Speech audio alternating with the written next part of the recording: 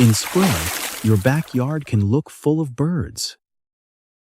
An American robin pulls worms from the lawn. A northern cardinal flashes red along the fence. House sparrows chatter near the roofline. A black-capped chickadee darts through the low branches. You see the adults everywhere. But the babies? Almost never. And that, it should feel strange. Because every bird in your yard was once a tiny chick. Somewhere nearby, eggs hatched. Parents carried food back and forth. Little mouths opened in the dark, begging to be fed. So where did all the baby birds go? Most people check the obvious places. The birdhouse, the tree branches, the shrubs near the fence, the hanging basket by the porch. But there is nothing. No tiny faces. No little heads above the nest. No helpless chicks calling in the open. The yard is full of birds, and somehow empty of babies. But that emptiness is not an accident. For a young bird, being seen can mean being found. And being found can mean being eaten. So nature gives baby birds one brutal rule: do not be noticed. They are not hidden because they are far away. They are hidden because survival begins with disappearing. Most people imagine the nest as a baby bird's home, a soft cup of grass and twigs where chicks stay until they are ready to fly. But for many backyard birds, the nest is only a temporary shelter, a place with a countdown.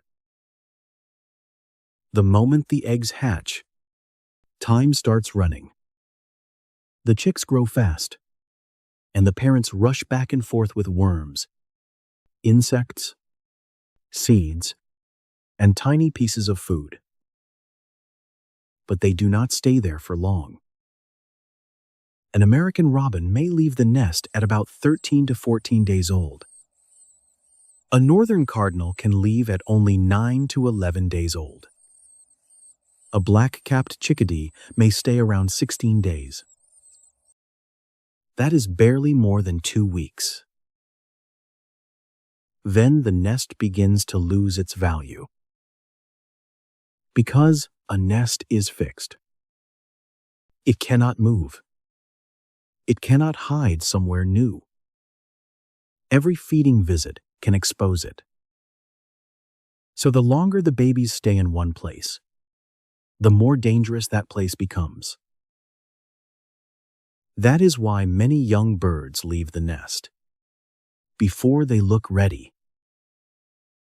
Their wings are weak. Their tails may be short. Their feathers may look messy and unfinished. But the nest has done its job. It protected them just long enough. After that, staying can be more dangerous than leaving. And here is the part most people misunderstand. When baby birds leave the nest, they do not usually fly beautifully into the sky. Most of them go down, into the grass, into low shrubs, into the tangled, shaded places we barely notice. The empty nest does not mean the babies are gone.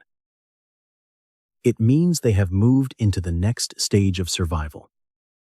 A young bird that has left the nest is called a fledgling. It has feathers, It can hop. It can flutter short distances, but it cannot fly like an adult yet. Its wings are weak. Its landings are clumsy. Its balance is poor. So, the young bird stays low. A young robin may hide under tall grass near the fence. A cardinal fledgling may sit deep inside a hedge. A young sparrow may tuck itself beneath the porch or behind dry leaves. To us, these places look messy. To a fledgling, they are cover. The fledgling does not need a perfect hiding place.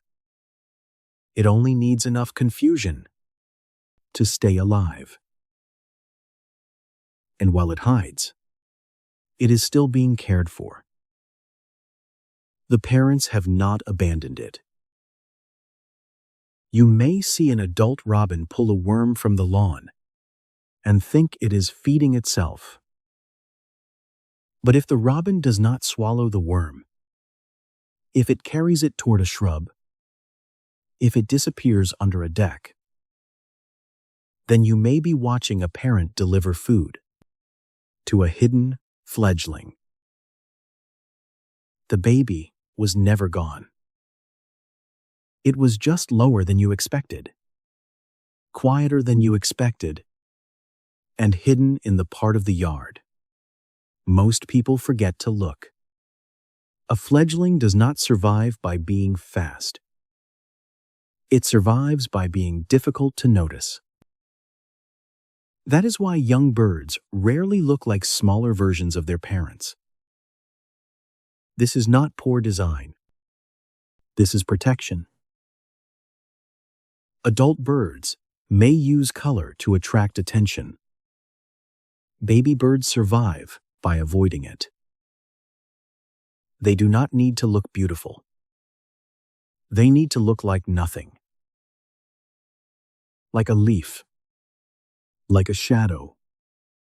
Like a small broken shape on the ground. The other part of the strategy is stillness. When danger comes close, many fledglings do not run first. They freeze. A footstep comes closer. They stay still. A dog barks nearby. They stay still. A shadow moves across the grass. They stay still. To a human, that can look weak. But to a predator, movement is often the thing that gives prey away.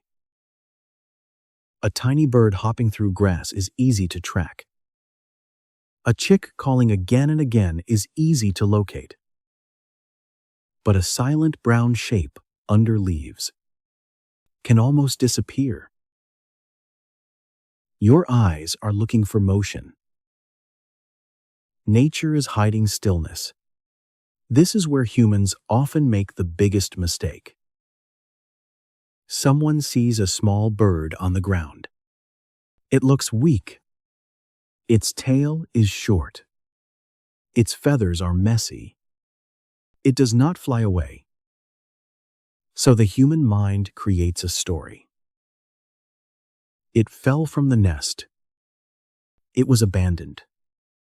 It needs to be rescued. And sometimes, that may be true. But very often, the bird is not abandoned at all. It is a fledgling. It is exactly where this stage of life has placed it. Low, hidden, quiet, learning how to survive. The parents may be nearby, watching from a fence, a branch, a roof gutter, or the dark inside of a shrub. But they may not come close while you are standing there. Not because they forgot the baby, because to them, you are the danger. That is why the first question should not be, how do I save it? The first question should be, is it truly in danger? If the young bird has feathers, can stand, can hop, can grip with its feet, and looks alert, it may simply be a fledgling. It may belong on the ground.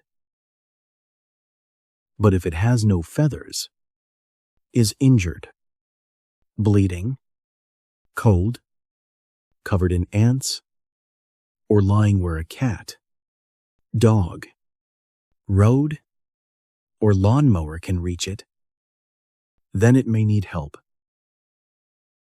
Even then, the goal is not to become its parent.